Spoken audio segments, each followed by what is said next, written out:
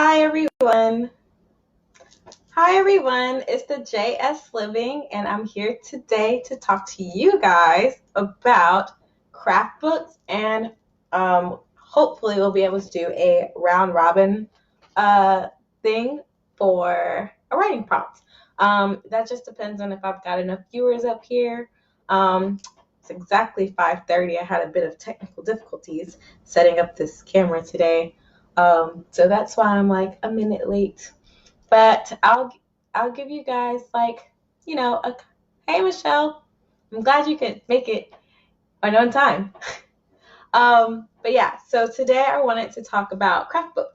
Um, I actually have like a million and one craft books. I just kind of grabbed all the ones that I've kind of like used before and that I'm probably going to end up using in the future. The craft book that you need is really dependent upon the type of writing that you plan to do. There's craft books for writing novels, short stories, film, comic books. You want to write it, there's a craft book for it.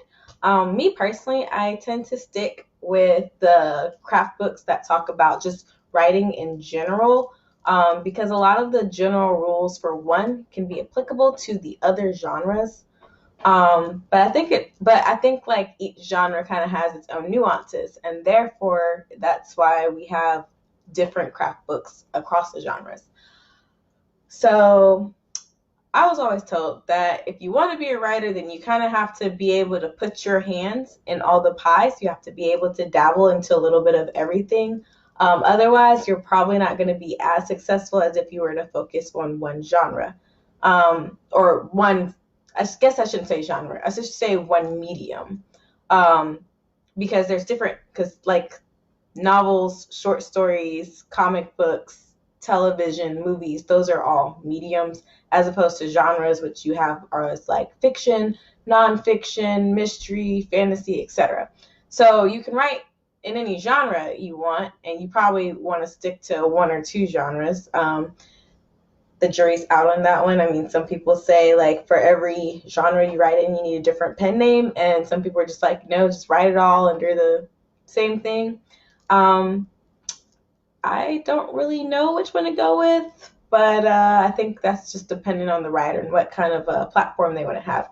But I will say that definitely most writers do write across different mediums.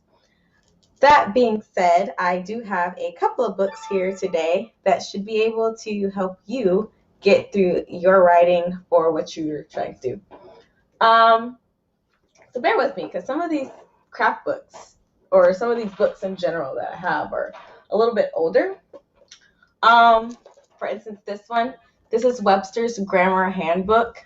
Um, this book here is like super old, and you can probably find all the grammar rules you need online, but sometimes I find it helpful to have like just like a simple thing that you can kind of like flip through.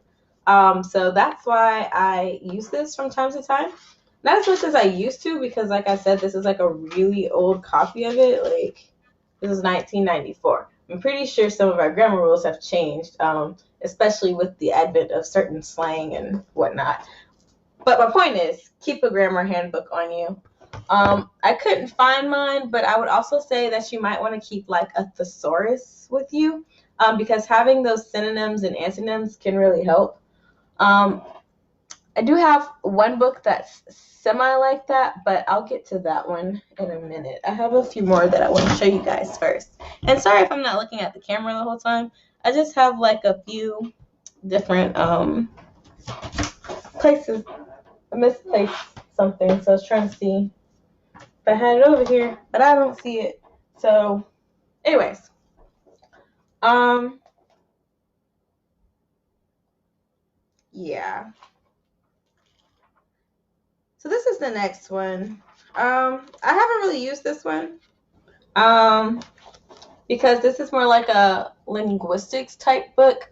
But if you're really into like English language and like how it's structured and whatnot, then you might want to get this book called Structuralism and Semiotics. So it's mostly about signs, and it discusses the nature and development of structuralism and semiotics. but it's intended for people with no prior knowledge in the field, like me. Like I have some prior knowledge, but it's like the bare minimum from like the one class that I took in undergrad. Fun class.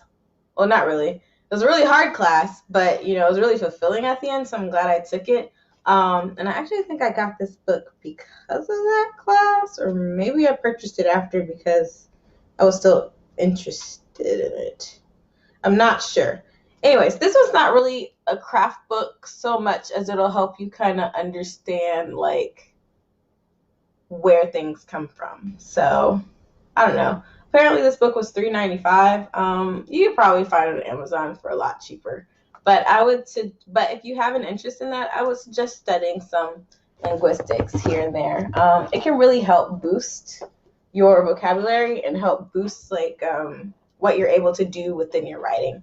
And like I said, I haven't like read all of these craft books, obviously, because who's has time to read all of the craft books? But I have at least glanced through them. So, I mean, I'd say find the ones that work for you. And some of these might not work for you. Some of them don't work for me. It just depends on who you are. Um, if you're into science writing, or if you're going to have any type of books with like a scientific background, then you're probably going to want some sort of dictionary of word roots and combining forms. This one's got a lot of science and health terms in it, the root word endings and stuff. And it actually gives you a lot of information about how to combine words, which endings go together.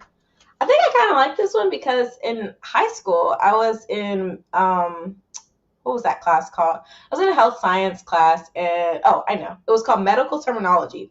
So in the medical terminology class, we actually learned how to do a lot of this, and I don't know. I guess thanks to that class, like I can kind of break down certain words and stuff. And I just feel like that's kind of like a cool skill set to have. So I don't know. There's plenty of books like this. You don't have to get this one in particular. And again, this is really for more like people who are into like the science writing or nature writing or stuff like that. Things in like the medical field and whatnot. This is compiled from Greek, Latin, and other languages. And then there's some reference to biological terms and scientific names. That's really fun to peruse through, especially like if you just have a scene and you want to like not throw your readers off, but you're like, I want to use like a really cool word that I don't know. We talked about this the last time I was up here. I love words. If you want to do that, that's what this book can help you do. So that's that one. The next craft book that I wanted to show you guys is my good old friend, Figures of Speech, 60 Ways to Turn a Phrase by Arthur Quinn. This book was recommended to me back in undergrad by my professor who taught our Shakespeare class. Her name was Dr. Ziders. She works at Augusta University. She's a really good teacher. And I'm glad that she gave us this book. This book helps. At least I think it was. If it wasn't her class, it was Miss Gillespie's class, Professor Gillespie's class. One of them. I don't remember which one, but one of them assigned this book. I like this one because it gives you like all of those terms that you were supposed to learn back in like 9th and 10th grade, and you can't necessarily remember what they mean. And if you need to like figure out how those work or what those mean, like this is the book for you. It kind of talks about like effective misspelling, which I don't know. I haven't really read into that too much, but I think that's like an interesting thing. And then it gives you like all the, sorry, I'm trying to find an example in here for you guys. Where is it? Okay, yeah, it's in the back. So there's a lot of good information here, but what I really like is the fact that it has this glossary or index. I'm not sure how well you guys can see it. Probably not very well, but it's got all the words like apocope, aporia, brachiologia, ellipsis. That one's probably one you remember from high school or college. Enthymeme, hyperbaton, isocolon, prosthesis, solipsis. I mean, a palindrome, autonomy. Like literally, these are like terms that you probably were taught in high school and don't remember. Anyways, it gives you those definitions, and I think that's like helpful to remember like how to use those properly and where they fit. This book has a lot of great examples of when it's used. Mostly Shakespeare. Mostly it's used in Shakespeare. So yeah, I'm convinced that this came from Dr. Ziders in my Shakespeare class because majority of the examples in here are from Shakespeare. So I'd give this one a try.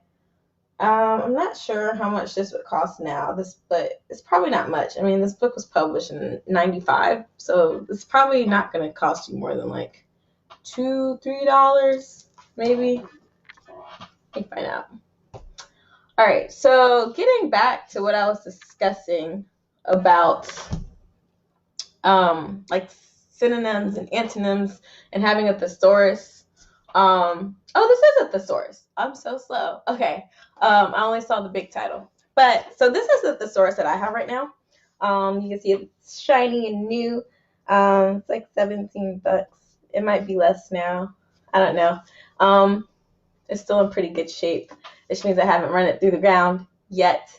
But I really enjoy this thesaurus. The only thing that I'm not a big fan of is like how they organized it. Because I don't know. I think it's weird how they organized it personally. But other than that, I like that it has like all these sorts of words that we use regularly, and then it gives you nouns, verbs, synonyms, and antonyms to use instead. So like one example, like how many times have you probably used the word eliminate in like a book or something or in your writing, and like you're just like, I'm tired of using this word, I need to replace it, and you're like searching on Google trying to find a different word for it and nothing seems to quite fit right. This book has like a lot. So first it breaks it up into like nouns. So like if you're trying to use eliminate as a noun, then it gives you catharsis as one of the nouns you can use to replace it. But if you're using it as a verb, then it gives you depose, deracinate, which I've never heard of that word. That's fun. It means to uproot or to move or to remove by force. I might end up using that myself, actually. Ephus or iphus, estrange, eviscerate. Eviscerate's a fun word. I like that one. Excise, expunge, expurgate. I didn't know expurgate was a word. Extirpate, extricate, ostracize or dash, rescind, winnow. Those are all synonyms for eliminate that you could possibly use. Winnow is new for me. I've actually never heard of winnow. To analyze carefully in order to separate valuable parts from worthless parts. Okay. I mean, that's a pretty, I guess it depends on what you're using the word for. And then it gives you two antonyms, which is adjoin, which is to be close or in contact with or to attach or append, and then an annex, like an annex of a building. So that's just one example. Oh, there's the thing for embarrassment in here. All right, so I can't get too lost into this because if I start reading this, like I'm really going to just like be reading words out of this book. But I think I got this one in grad school. And if I didn't get it if not, I'm not sure when I got it or why, but pretty sure it was for a class and I just kept it. But there's over 2,300 emotive, executive, descriptive synonyms, antonyms, and related terms. So lots in here. I was actually using this the other day, but I couldn't find the word I was looking for. So I don't know. Not every thesaurus is going to have every word, but it's nice to know that there are some very large ones out there that you can use. And like I said, you can always use Google. You don't necessarily have to buy a craft book for that. But sometimes I feel like you just don't like, sometimes I don't like to be on the computer while I'm writing. Like sometimes I like to write by hand. And if I'm writing by hand and I'm trying to think of a word, I don't always like to look it up because it kind of messes up my flow. So I'd rather just like grab a book and look it up in there. But I know everybody's not like that. So I don't know. I think having a thesaurus, this thesaurus or any thesaurus really, like to your arsenal of craft books and things that you look at is just great. definitely something you should do. All right, so we're gonna start getting into like slightly more, well, not slightly more, have like a couple more general things, and then I've got like a few medium specific books that we can look at if you guys are interested, which I don't know, I only have one viewer right now, which I'm happy to have, but I guess we'll see. More people might watch it later. I'm hoping that this craft book talk is helpful. But anyways, before we get to the more medium specific craft books, there's two more general ones. I've got this book here called Curious Customs. It's the stories behind like popular American like cultural sayings and stuff. Or let's see, the official title is Curious Customs, the stories behind 296 popular American rituals. So I don't know. I think I picked this up in Second and Charles because I saw it and I was like, yo, like I wonder where some of these things come from. And so like when I was reading the top part, I was like, when I was reading like the why do we blow out candles and birthday cake, use striped poles to symbolize a barber or throw rice at weddings. I was like, some of these questions I might want answers to. If you're writing like a historical fiction, or even if you're writing like actual like, or even if you're writing like nonfiction, I feel like knowing where some of our customs come from is very helpful. So like with the blood series, clearly EBT grows up like back in like the 14th century. I know I have one scene where she's like essentially at her birthday party, but like the timeline that it's set in is like before they even like sung happy birthday and stuff. So I kind of had to like do a little bit of research, and so having a book like Curious Customs around can really help you with stuff like that, especially if you're kind of like setting it in a time period that you're not used to or you're not sure about. You can check out this book and see if maybe the thing that you're looking at had like even existed then, because it might be that there were no jack-o'-lanterns back in the time period that you're setting your story in, and it would be really nice to know that, without having to do like, not saying you won't have to do research, but it would be nice to know that, or have an idea of that before you start to like get into the specifics of it. So anyways, I don't know, I think Curious Customs is like a pretty good general book to have as well. And then the other one, wait, I think I have, okay, I think this one might be applicable to either one. So I'll do this one next, and then, sorry guys, sometimes I don't quite organize all my thoughts and things as well as I thought I had. So it takes me a minute to get my thoughts in order. Okay, so the next thing I have for you is creating character emotions. Now let me tell you, I freaking love this book because it gives you bad examples and good examples of like certain phrases or emotions that we use on a regular, so that your writing doesn't become stagnated and boring. There's also writing exercises in this book. This isn't the one we're going to do the round robin with, but I do like that it has the writing exercises. So like some of the things that it covers is like guilt and hope, hostility. It covers longing, romantic love, passion, resignation, fondness. Anyways, curiosity. So yeah, it covers like a lot of different things, and each section is only like a few pages. It's like most of them are like 4 pages front and back, 4 pages, not like 4 separate pages. So they're not very long at all. I pretty much come to this book like I don't know. Most of the time when I pick up this book, it's because I'm trying to find out different ways to show anger. I don't know why, but I think I have like just angry characters in general. And so like I always have to come back and figure out, okay, how can I write anger without it like being cliched? Because everything that we do today is just kind of like, I don't know, it's kind of like it's all been said. And so finding new ways to express those emotions is always helpful, which is why I like craft books like this, because it kind of helps you navigate that and figure it out. I don't know how many times I've read an angry scene where the person's like, oh, they clench their fists, and there's so many other like body gestures that go into anger. Um, Not a craft book, but, and I think I mentioned this before, but like me, when I'm trying to figure out how to express an emotion, I usually like make the face and then take a picture of it. I'm pretty sure people think I'm crazy when I do it, because I have like a million pictures in my phone with like different facial expressions, and some of them are a bit like they look like crazy.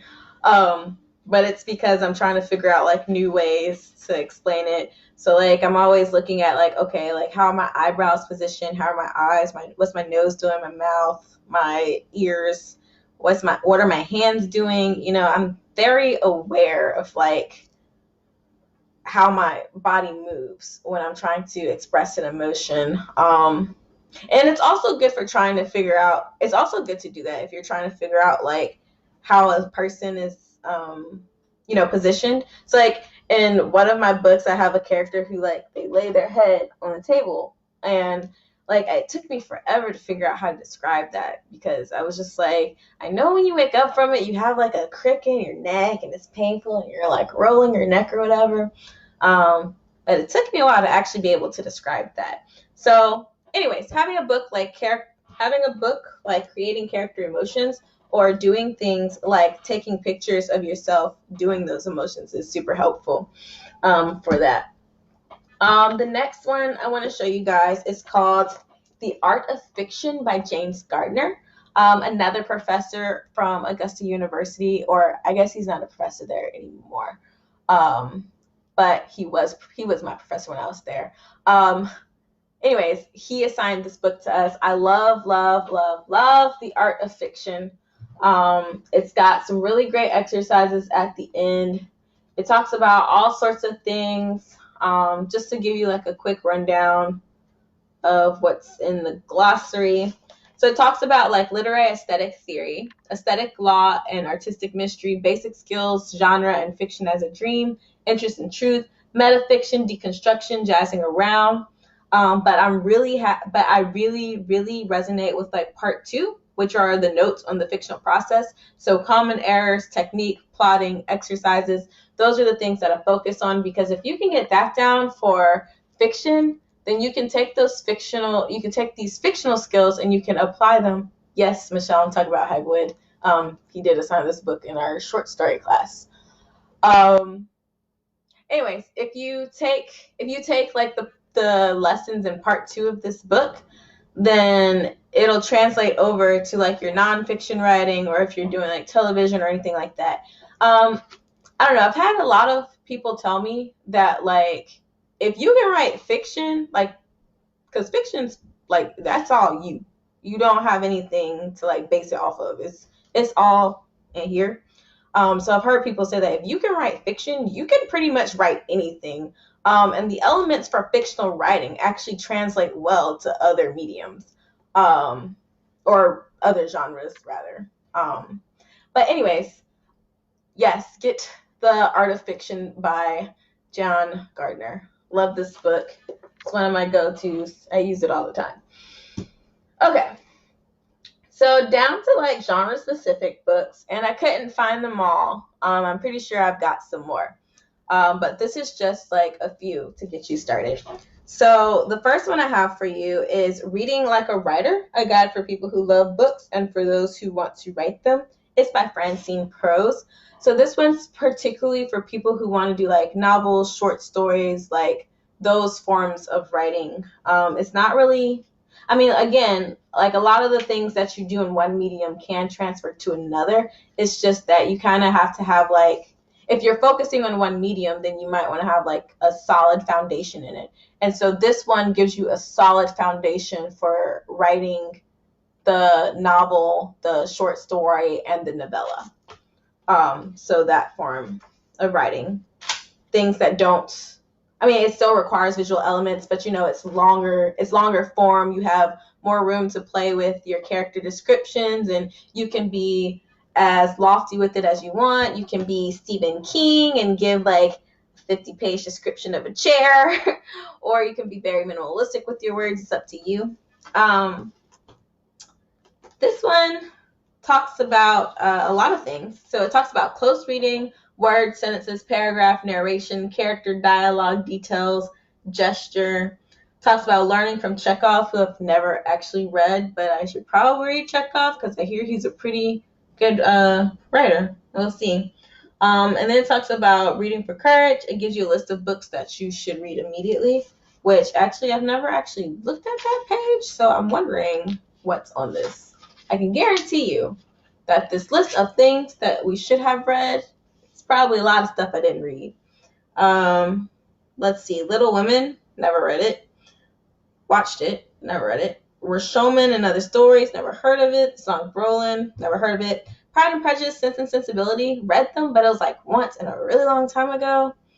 Collected Stories of Walter Morrison, Vintage Baldwin, Cousin Bet, 60 Stories. Yeah, I'm going to go ahead and tell you that a lot of these things I have not read. Wuthering Heights, didn't read that. There's probably like more stuff that it'd probably be faster for me to tell you which of these I have read. Like The Great Gatsby. I read that. I have a copy of The Turn of the Screw, but I haven't read it yet. I have Lolita. I haven't finished it yet.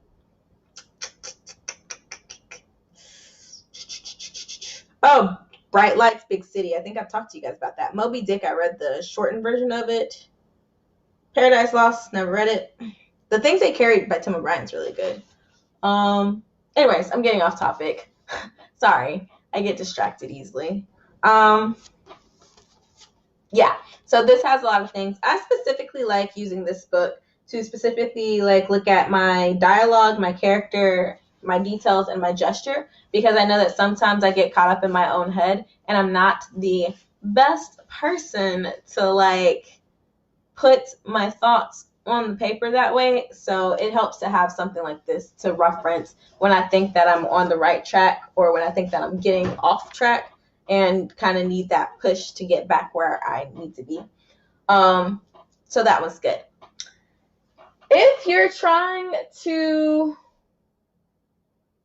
move over to film, the Nickelodeon writing contest is like, I did it one time. I did it with a former classmate at SCAD named Adrian. And I really enjoyed writing that film script. And so like I've been thinking about getting back into writing scripts. Like we took a film class, or I was taking a film writing class, but he was already writing his own scripts. And so we kind of just like took the opportunity to write it together and submit it. We did not get into the Nickelodeon writing program, unfortunately. But I don't know, it kind of like writing it was so much fun, and it was so much different from what you do for novel writing. Like it's a completely different world out there for film writing. If you're going to do film writing, the first thing you need to make sure you have is Final Draft. You cannot write any film scripts whatsoever without Final Draft, especially if you plan on sending it off to, directors and whatnot. Because what happens is if you don't write in Final Draft, they're going to look at you like you're not a professional, and they're probably going to chuck your work in the trash. And these aren't my words. These are the words of a professor from SCAD who was very, very well endowed with the film community. Like he just knows all the things. Anyways, so that's his advice. He's like, that's pretty much law. Like if you're going to write in film, you need Final Draft. So that's one thing, which I need to download it onto this computer while I'm thinking about it. I'll do that later. one of the books that you need for like film writing that I don't have over here to show you, but you can easily find it online. It's a book called Save the Cat. It's got a picture of a yellow cat jumping up like this with like this with like a hat or something in the background. I don't know. And it's Save the Cat for film. There's actually like a Save the Cat for literature or writing or like novel writing and stuff too. But most of the time when I see Save the Cat books, people are utilizing it for film, which is why I recommend it. I think I have a copy somewhere. I just don't have it over here. But that'll kind of give you like a good like background into like what they're looking for. Another craft book for if you want to do film writing is The Hollywood Standard. This is the complete and authoritative guide to script format and style. I believe this is the most recent version, but I could be very wrong because they update the rules and things fairly often. So this might not even be the most current version. But they don't change too many things. So if you want to use it, you can probably get, what is this? This is the second edition. Yeah, you can probably get the second edition and be fine. If they have a newer edition, though, then I'd probably go with getting the newer edition, just depending on how your finances look. Like I said, not much is going to have changed between the two editions, but film is like a very, very specific, very tight-knit group of people. Like everybody in the industry knows each other, so it's just best to like be like dot all your I's and cross all your T's. I really like this because when I was in that film class taking it, this book actually helped me like get everything in tip-top shape and the way it needed to be. I made an A in that class actually. I learned a lot, and a lot of what I learned in this film class was actually applicable to fiction. So like we learned the idea of like how a theme is not just one word, a theme is actually a sentence, which is good, which I feel like is not what you're taught when you take like regular literature classes. I feel like you're taught that a theme is one word, but really a theme is a whole entire sentence. A theme is like essentially is a question that needs it's the answer to a question. So he taught us that whenever you're writing a script or whenever you're writing anything, you should have a premise laid out, and your premise can change. Your premise should say something along the lines of, it's a story about blank who wants to blank but can't because blank, so decides to blank, resulting in blank. And so, you fill that in. If you can fill that in, then like you have a good story. The goal of your main character needs to be something tangible, just stuff like that. And knowing those things can really help you develop like, okay, so what question am I trying to answer in this writing? And then like your theme is the answer to that question. So this book and film class in general kind of like helped me realize that. This book is also handy. This one is called The Art of Adaptation, Turning Fact and Fiction into Film. It's how to transfer novels, plays, and true life stories into screenplays. Because I don't know if you know this, but like even writing like a play is very different from writing like a screenplay. It's two different things. They're done in a similar way, but they're still different. So having something like this book will kind of help you navigate that if that's where you want to go with your writing. It asks questions like, what's the problem? And then it answers it. So like, why literature resists films, why theater resists films, why the true life story resists films, from film to film.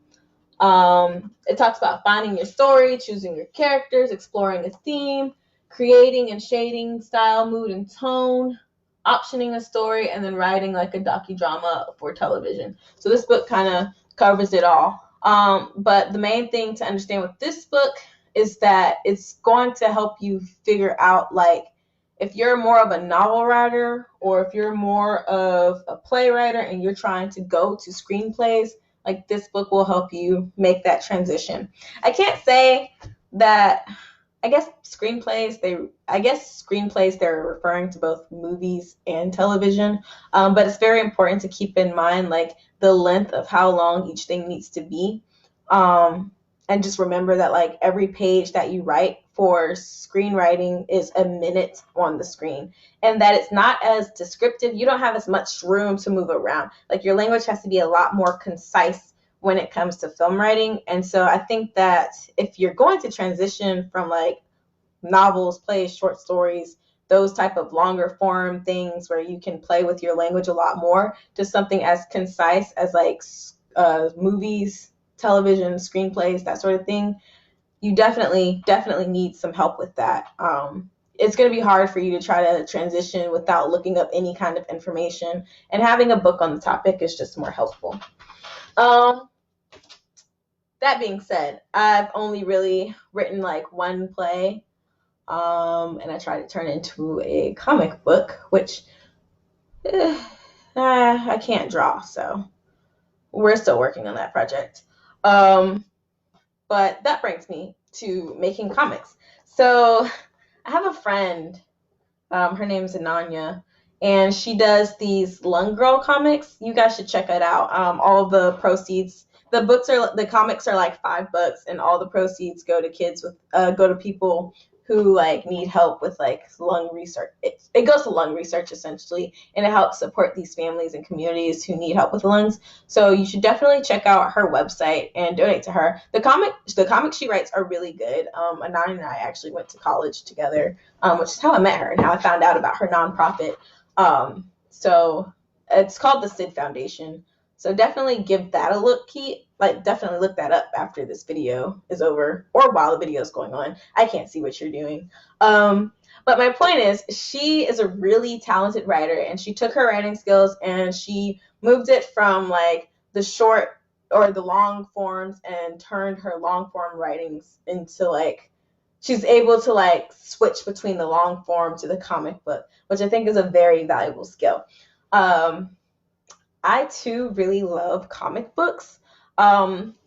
While I do love classics like DC and Marvel, I've realized that they have like very long timelines, and the timelines are convoluted, and they kind of like miss and match and twirl and whirl. And like I just while I love the stories, I'd much rather watch those as movies or TV series, and save my comic book reading for series that are new or debut and they don't have multiple timelines, and I can kind of like keep up with the storyline easier. That being said, I'm actually about to get into writing comics myself because I really enjoy the form.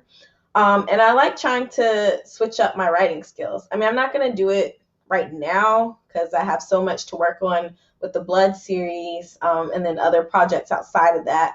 But I think that'll be one of my next conquests. So moving in that direction, and I actually just realized I forgot one of my craft books upstairs. But moving in that direction, I've got Making Comics by Scott McCloud. It's storytelling secrets of comics, manga, and graphic novels.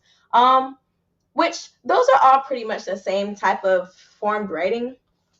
And so I really like this book because not only is it comprehensive, but it's also written in the form of a comic book, which is just great. It's just lovely. So it's super easy to understand. You can easily apply these methods to your writing. It's probably not going to be perfect the first time you do it, but I think like with anything, like the more you practice it, the better off you'll be.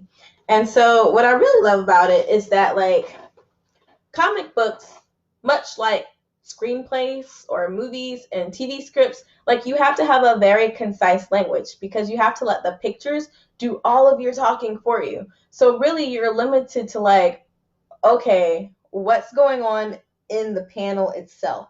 So like you writing a comic is more like you saying, okay, so this is what they said. And then it's like all background description. You can't give too much description. Well, actually, and depending on which artist you're working with, you might be able to get away with giving a lot of description, but you probably don't need to give too much description. It really depends on your artist because you kind of want your artist to be able to kind of like flow and do their own thing. So you're just kind of there to kind of talk to them and tell them what you're thinking, and they are there to put it pen to paper, because if you could draw it, you would be writing the comic yourself. Not to say that people can't both draw and write. There are plenty of people who are talented enough to do both. I'm just not one of them, at least not yet. So for those of you who are like me and can't draw worth a lick, you probably want to stick to just like following this guidelines for like how to write concisely so that an artist can translate, because you can't give an artist, very long-winded sentences and expect them to translate that into their art. You kind of have to let them do their own thing. The other craft book I have, and I actually have another one upstairs, it's a smaller version, and it's by Alan Moore, I think. But this one is Words for Pictures. This one's by, who's it by again? Oh, this one's by Brian Michael Bendis, who he's actually written like a lot of comics. He's actually pretty popular in his field, which is one of the reasons why I was like, I'm definitely going to get a craft book by him, because like, why are you going to get a craft book for people who don't know what they're talking about? You should get it from someone who's been in the industry and knows exactly what they're talking about. Scott McCloud, for instance, he knows what he's talking about. Like, otherwise, like, I wouldn't have picked up this craft book. But yeah, so Michael Bendis's focus is more on like how to write the words for the pictures specifically, whereas Scott McCloud's book is kind of like it kind of gives you like information on both. But I really like this one, and it kind of talks about why. It talks about the modern comic book strip, how to write for the artist, and then it has like an editor's roundtables. There's lots of facts and questions that you probably have. He has a lot of answers. There's also like the business. He gives you like an insight into the business of comic writing, and then there's writing exercises in the back. My favorite thing. And I love that this one's not this one's not in a comic book format, but he does give you a lot of valuable information. And he does include like the actual scenes from comics that he's written, mostly Spider-Man, but other ones too. And then he has like his notes in here. Talks about Captain America, all those good things. Anywho, this book is pretty good too. So if you're gonna write comics, I would definitely suggest that. There's also one, like I said, by Alan Moore. I don't quite remember the title. I'm sorry. But you can look up Alan Moore. He's easy enough to find. And the best thing is you can follow all of these comic book writers on Twitter. They're all on Twitter, and none of them will block you from following them. And sometimes they actually answer your questions and things if you send it to them. Not always, but sometimes. So I don't know. Give that a try too. Those are the majority of my craft books. Like I said, I probably have some more lying around, but these are like the ones that I've used often, which is probably why they were easier to find. And they are the ones that I think will help better your writing skills, regardless of what medium you want to write in. So it looks like I still only have one viewer, even though I had like one person pop or a couple of people pop in and out. So I don't know how well round robin will go, but we can try it. But I wanted to bring this back up. I finally found my copy of the Right Brain Workbook, guys. The 400 exercise to liberate your writing. Remember how I tried to show you guys this on the screen, and I was like, you can't see that, it's too damn blurry? Well, here it is. I found my copy. It was packed away. Well, actually, it wasn't even packed away. It was actually in a very obvious place, and I just forgot it was there. But yes, this is the Right Brain Workbook. And so what I wanted to show you guys about this workbook is like it's really big, and you can write inside of it. If you're like me and you like to teach from time to time, then you might just want to like make photocopies of the pages as opposed to actually writing in it, so that you can use it multiple times as opposed to the one time. And obviously I haven't used every prompt in here, but I've used some of them.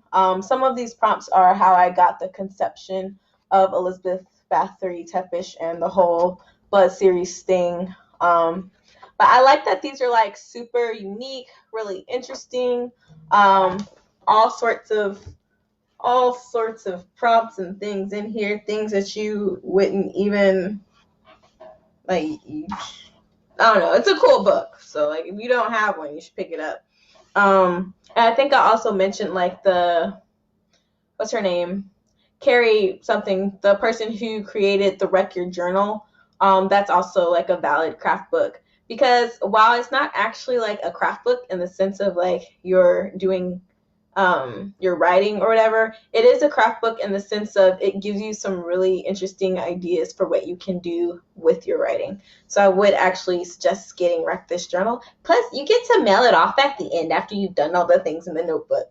Although some of the things are harder to do if you don't have the right materials, so I'm still working on my Wreck This Journal. So some of my favorite prompts in this are actually like using certain words to start a story. Now that I have 2 viewers, maybe we can try round robin. So what I want to do is I'm going to go ahead and tell you what the prompt is, but I'm also going to put it in the comment section and go ahead and type it out for you. And so what I want you to do is like, I'm going to give you the rules and I'm going to start it off, and then I want you guys to kind of like build it up. And I'm hoping we get like at least, it's just one person now. Well, I was going to aim for like a continuation of this. But I guess if we get to like a paragraph, I'll be happy. Hopefully people will continue it later or something. I don't know how that's going to work. But we'll see. I'll go ahead and put it in the comments though. So we're going to do like a who, what, where, and why not. So there are 5 terms. You can do this on your own if you don't really want to do the round robin with me. But you're going to use these 5 items in a story. We're going to start with, it's hard to believe, but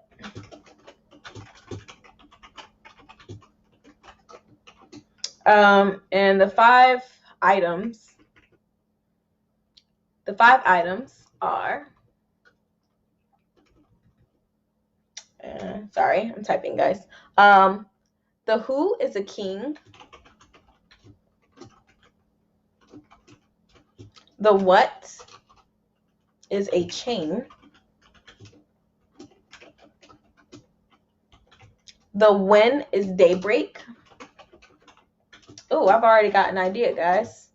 The where is an island. This isn't fair because my one viewer already, like, I'm pretty sure this is more up her alley, actually. And the expression is why not.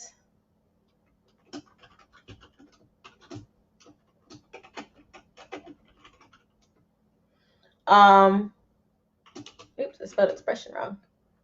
Okay. Yeah, so that's going to be the prompt.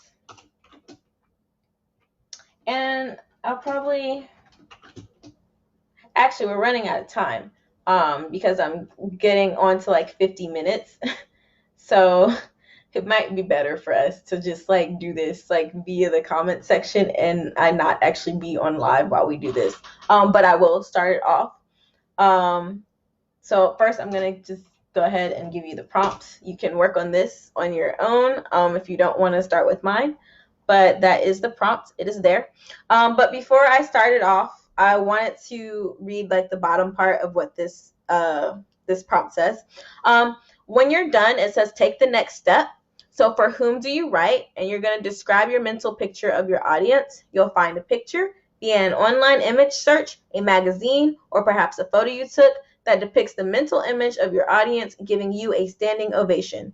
You're supposed to place it in this book to help you stay clear and motivated about your commitment to writing, which I think is kind of a sweet sentiment. I'm not going to type all of that, but I just like, you'll be able to like review this video later, either on Facebook or on YouTube. So you can like rewind it and listen to that all you want if you need like an idea. But I really like that it has this little sentiment of figuring out your audience, because audience is a big part of your writing, regardless of what medium you're writing in. Doesn't matter what medium is if your audience is not into it. So like catering to your audience as best as you can is generally ideal, because not everyone is your audience. Like, I don't know why people think everyone can be your audience. Everyone is not your audience. You have a specific age group, a specific type of person, and you should probably get to know like what it is they are and what they do, and like kind of have their whole life story as if they're a character planned out in your head so that you know how to market towards them. But marketing will be a whole nother topic that we do another day, not today. Um, that being said, I'm going to start us off, and then I'll leave it in the comments section. I'm hoping we get to a paragraph. We'll see. But I'm going to start with mine. It's hard to believe. And writing on the spot is kind of like awkward. Just letting you know. It's like being in class again. It's weird. Let's see.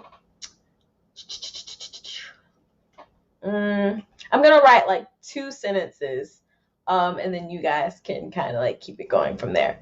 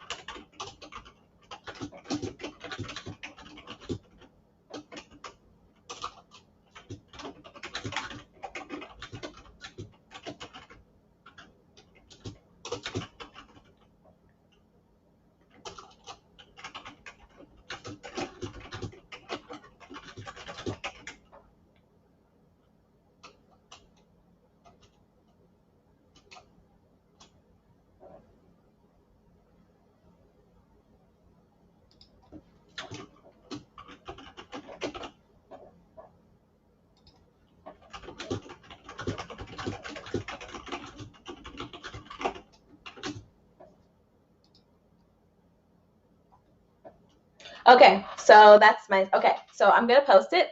So what you have to work with starting out is, it's hard to believe, but the immortal king was strangled by the only thing that could kill him, a chain. Not just any chain, it was a chain made of steel and dragon's bone. So good luck with that. Don't forget to use the rest of the words. To finish that out. Maybe we'll get some people to participate later. But anyways, I have posted my 2 sentences. I'll wait like 1 or 2 more minutes to see if someone can come up with something. You know, my one viewer, Michelle, if you can come up with something. If not, then I'm gonna get off like at the 55-minute mark, because this actually ran much longer than I thought it would. Maybe I should have chosen to go through less books. The amount of craft books I have here is crazy. Pretty sure we went through like, how many is this? Like 15? 1, 2, 3, 4, 5, 6, 7, 8, 9, 10, 11, 12, 13, 14. Yeah, we went through like 14 craft books, guys. So that's like a lot. And I actually have more than 14 craft books, because we talked about at least 3 more that I didn't actually have in front of me, which means that I've seen at least 20 craft books in my life and have used about 20. So that's pretty impressive, I think. So many craft books. Craft books are a joy to behold. While I'm waiting this last minute before I go, I did want to mention 2 things.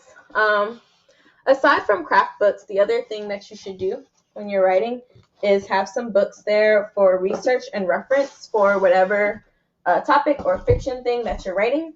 So like my characters in the Blood Quest are mostly vampires, or they're some form of vampire. So like this is one of the books I use to kind of like reference things. So this actually has like a reference to like Dracula and Elizabeth Bathory.